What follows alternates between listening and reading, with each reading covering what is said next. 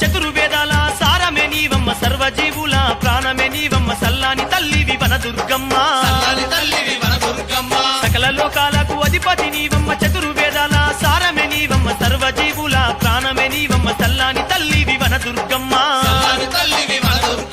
దుర్గమ్మ నీ దీక్షలు చెయ్యాలేని ఈ దేహమెందుకు దుర్గమ్మ నీ దీక్షలు చెయ్యాలేని